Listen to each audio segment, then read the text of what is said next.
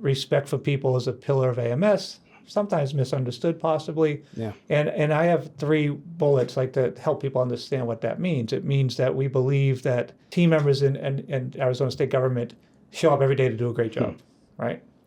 That we believe every team member has the ability to solve their own problems. They may need some help and support, and that they have great ideas because they're the experts of the work they do.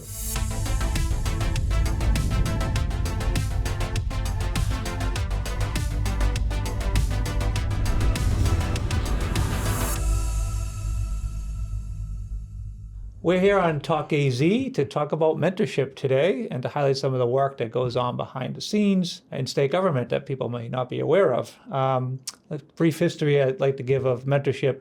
My own experience, I've been with state government about 13, going on 14 years already. 2015, I was asked to initiate a mentoring program at ADOA. I did that with great support from the director. It's still thriving today.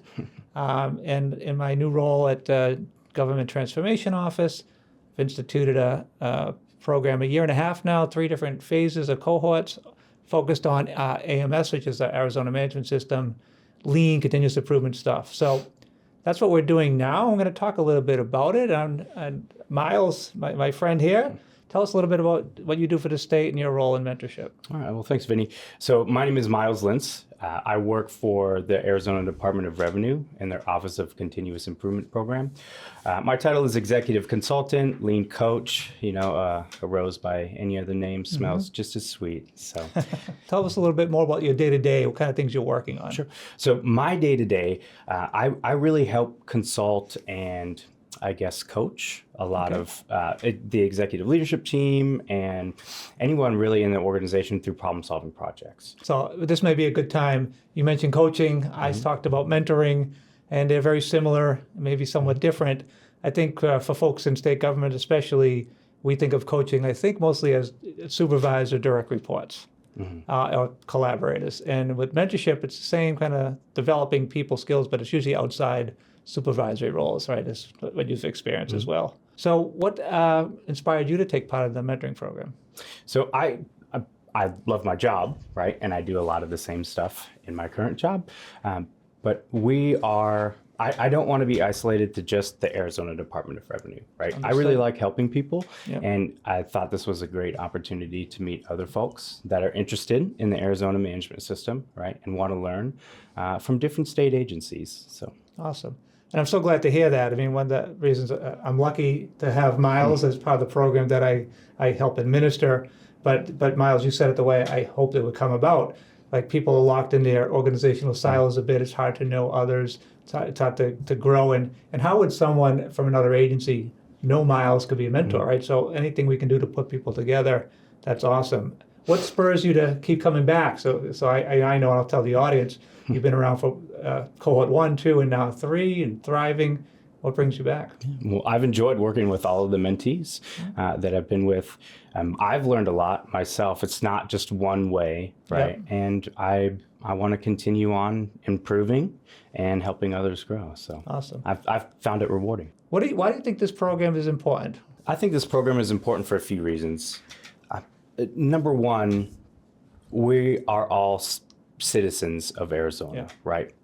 And through the Arizona management system and coaching and teaching on lean principles, respect for people, right? It really only stands to serve to elevate all of us, right?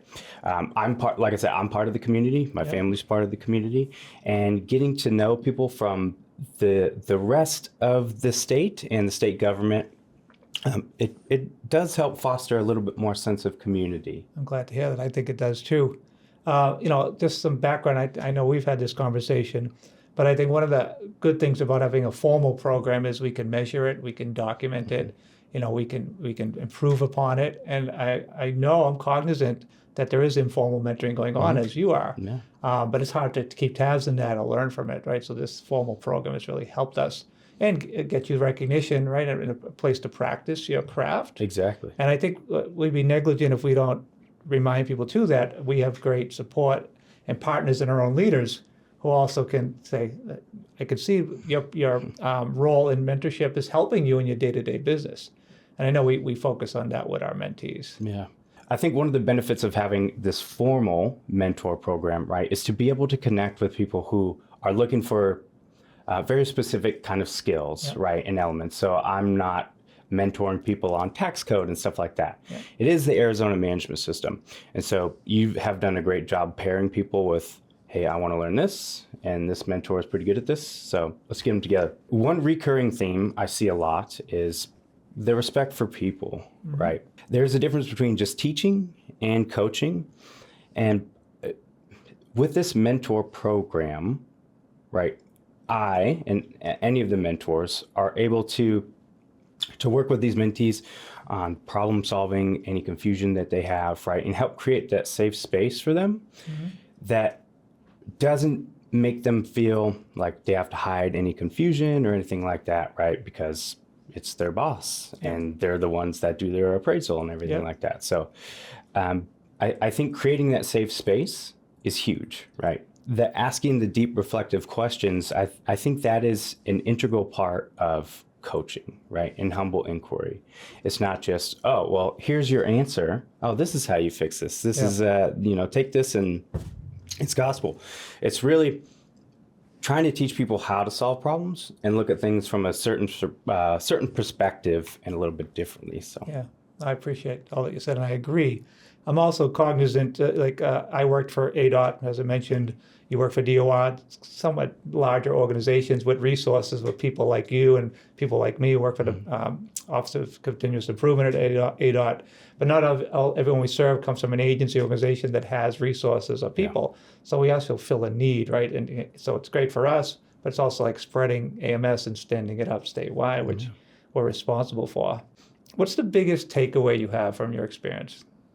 That we all face a lot of the same problems, right? We've all been in positions and at jobs where we're doing our work and we're like, this is lame, right? I could do this a whole lot better. I can do this faster, whatever.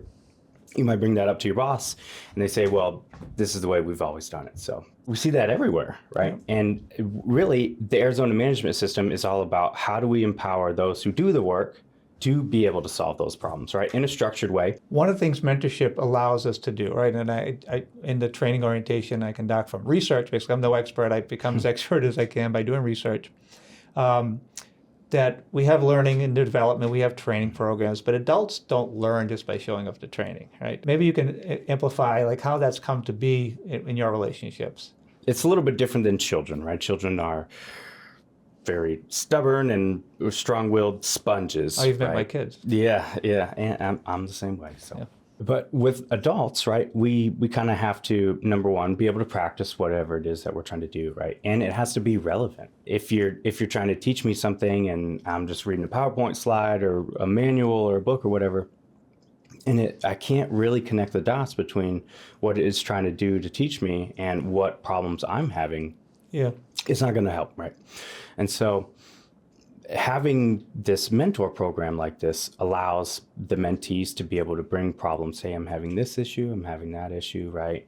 Be able to get that feedback that you were talking about, being able to teach them how to go about solving these problems instead of, like I said earlier, here's the answer, right? Take this and run. So Miles, tell me a little bit about, I know you were in the military and then you lived here for your whole life, I believe, your family's here. But how did you arrive at DOR state work, and what keeps you here overall? Sure. So I was in the Navy before I joined. I'm sure you can tell by my high and tight haircut. Yes. Right. And while I was in the Navy, I was working on getting my master's degree. And in that, it's in business. And they talked about a little bit about Lean Six Sigma, stuff like that. And so my contract was coming up. My family and I wanted to move back and be closer to the rest of our family.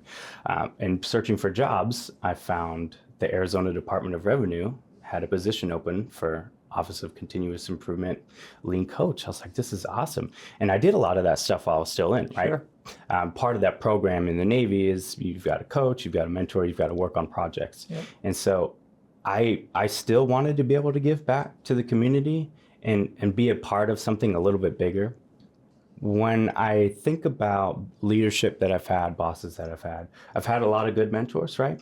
But I've also had a lot of examples of how not to do things, right? How not to lead. And I got to say that was probably what was in the forefront of my mind whenever those things came up, right? But here, in being part of the Arizona state government and, us practicing and preaching the Arizona management system, it has really shifted that from, oh, okay, you talked about mentors and leadership. Oh, I remember this person, right? To, wow, right? This person took the time to listen to me, right? They didn't judge, things like that.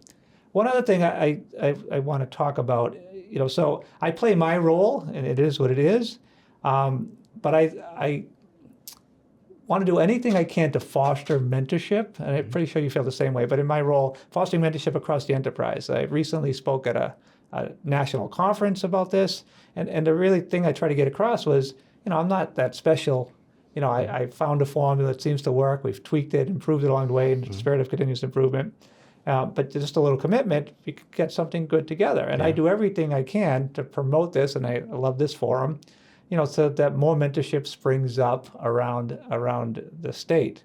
I don't know if you have thoughts on that, but I want to get that on the table because we shouldn't be the only ones involved in this. So how more people can do this, and hopefully it springs up. Yeah, it is definitely manageable. I think a lot of us out there will say our biggest problem is we just don't have enough time, right? We've got a 2 to 4 hour commitment a month.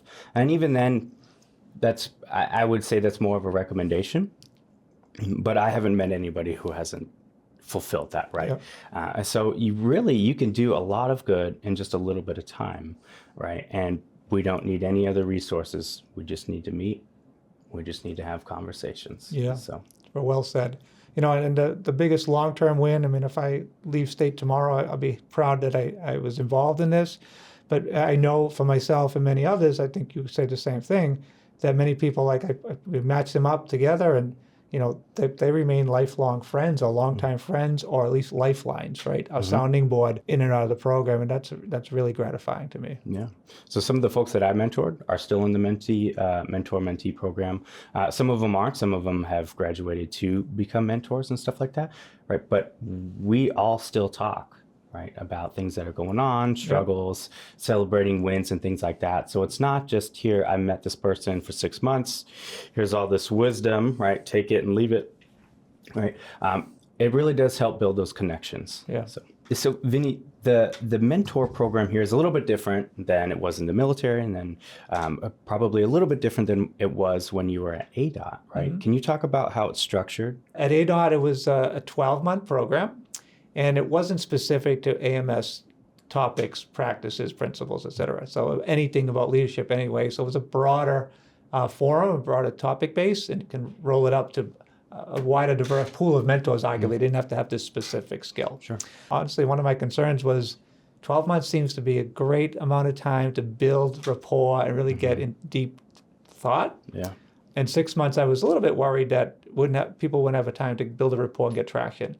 I've been happy to say it seems like they have, and a lot of people like yourself continue on another 6 and get 12 anyway. Yeah. So that's been the biggest change, other than it's very topic specific. I look for mentors who are passionate and have knowledge and skill and expertise in a specific area. Yeah. But it's open, both programs are open to anyone, right, voluntary. So anyone, so this is not this total equity, frontline member, seasoned professional, new to state government, 30 years in.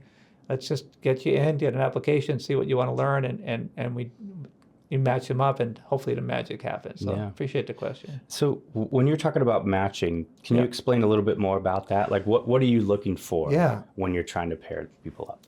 Really, the topic is the main thing. If I like to think a lot of us mentors know all about AMS, but like myself too, I know a lot, but I'm really passionate about certain aspects. Yeah. So I love to talk about Gemba walks. I love to talk about problem solving. I love to talk about one-on-one coaching. So if a mentee says, those are things I want to learn, I'm leaning towards that. So the learning style. And we always love to cross-pollinate. So anytime you're a DOR, I'd love to match you with someone from DES or Department of Corrections, et cetera. So we have that cross-functional, cross-pollination breakdown silos. Those are the high-level things. Sometimes people will say, I prefer a male or female, and I'll try to honor that. Or I love someone with military experience because some people give me other tidbits. But the basic works, and I'd say the magic is not that I have special talents, is that people come with the right mindset, open-minded. They realize it's not about chemistry specifically. Both come open-minded. It usually works. we talk about confidentiality being more about privacy, right? And the two partners can really work out what's confidential between them and not.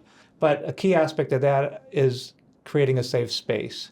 And I know you've done great work in that space. I've got the feedback from people you partner with. Do you want to talk a little bit about creating that psychological safety? It really all boils down to respect for people, right? That's one of the pillars of the Arizona management system. And so, number one, to be a mentee and say, hey, I don't know something, you're already putting yourself out there, right? And I think having that confidentiality agreement allows that trust to expand a little bit more, right?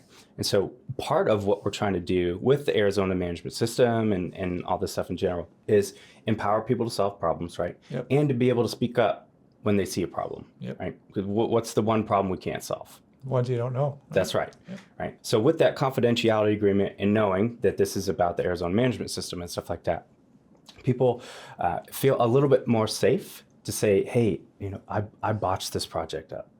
Can we talk about that? Maybe where I went wrong and stuff like that, and perhaps what I can do better next time, without having the fear that somebody's just going to go turn around and tell their boss, hey, they skipped over all this stuff accidentally, whatever, right? And the fear of punishment and stuff like that. So it really does help foster that environment of learning, because it is that safe space. And hopefully, we always encourage our supervisors to create the safe space too. Yeah. But it is a different dynamic to go to your boss, your leader, and say, who's in charge of your performance, and gives you an annual review versus a third party. And it's also a great perspective. So hopefully you're getting perspective from both your leader and your mentor, which is great. The more perspectives we can get. No, I appreciate that. Miles, this is great. I appreciate hearing from you. I know our listeners will. Thanks for coming. It's great to see you again. Yeah, this is something that's very passionate to me, and I really appreciate this opportunity. So thank you, Vinny.